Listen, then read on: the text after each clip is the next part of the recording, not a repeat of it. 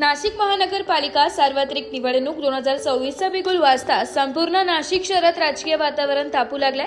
शहरातील विविध प्रभागांमध्ये उमेदवारांनी प्रचाराला सुरुवात केली असून नागरिकांमध्ये ही निवडणुकीबाबत उत्सुकता पाहायला मिळते। याच पार्श्वभूमीवर प्रभाग क्रमांक 7 मधून 4ही उमेदवार प्रचारासाठी रस्त्यावर उतरले असून त्यांचे ठिकठिकाणी जल्लोषात स्वागत केले जात आहे। प्रभाग क्रमांक 7 मधून अजय भास्करराव बोरस्ते ड, राजेंद्र नाना सूर्यवंशी अ, रोहिणी किशोर शिरसाट ब आणि वंदना उदय रकीबे क हे 4ही उमेदवार मतदारांच्या भेटीगाठी घेत प्रचार करीत आहेत। प्रचारादरम्यान नागरिकांकडून त्यांना शुभेच्छांचा वर्ष होत असून अनेक ठिकाणी महिलांनी औक्षण करून उमेदवारांचे स्वागत केल्याचं चित्र पाहायला मिळत आहे। घराघरात जाऊन संवाद साधत विकासाची दृष्टी मांडत 4ही उमेदवार मतदारांशी थेट संपर्क साधत आहेत।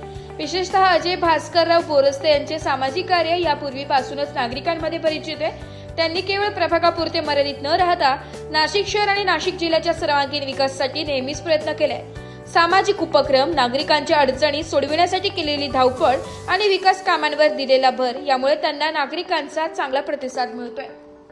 नमस्कार, नाशिक लोकशाही न्यूज मध्ये सर्व प्रेक्षकांचे स्वागत। नाशिक निवडणूक 2026 बिगुल वाजले आणि आता प्रचाराला देखील सुरुवात झाली आहे। आपण आलो आहे प्रभाग क्रमांक 7 मध्ये। आपल्या सोबत प्रभाग क्रमांक 7 मधील 4ही उमेदवार आहेत आणि अजय बोरस्ते साहेबांचे कार्य तर सर्व नाशिक जिल्ह्याला माहितीच आहे आणि त्यांच्याच कार्याची ही दखल घेऊन नागरिक नक्कीच या 4ही उमेदवारांना निवडून देतील।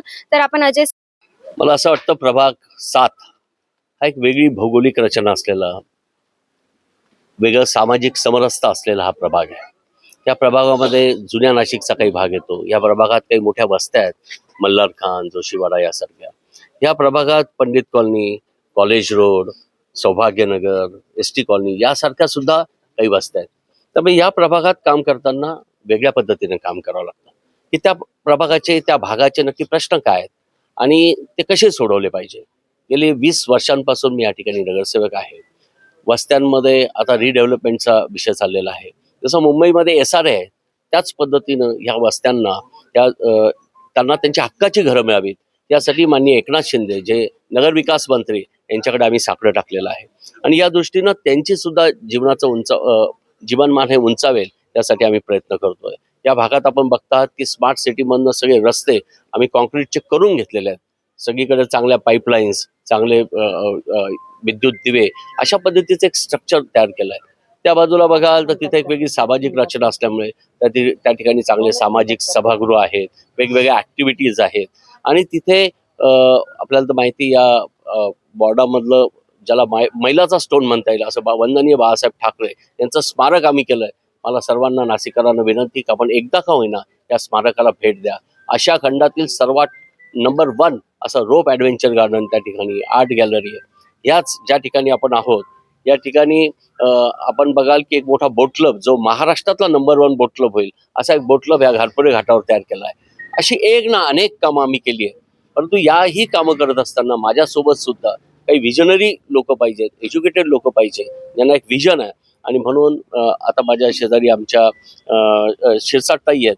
तर शिरसाट ताई सुद्धा ग्रॅज्युएट आहेत, त्यांनी MBA केलेलं आहे। माझ्या बाजूला आमच्या वंदनाताई आहेत। वंदनाताई सुद्धा प्राध्यापिका होत्या। नानासाहेब सूर्यवंशी आहे, ते स्वतः इंजिनियर आहे। असं एक एज्युकेटेड आणि खऱ्या अर्थानं ज्यांना काही करण्याची आवड आहे असं हे पॅनल घेऊन आम्ही समोर येतोय आणि मला खात्री आहे की ह्या वॉर्डातले सर्व मतदार आहेत ते आम्हाला निश्चितपणे पसंत करतील।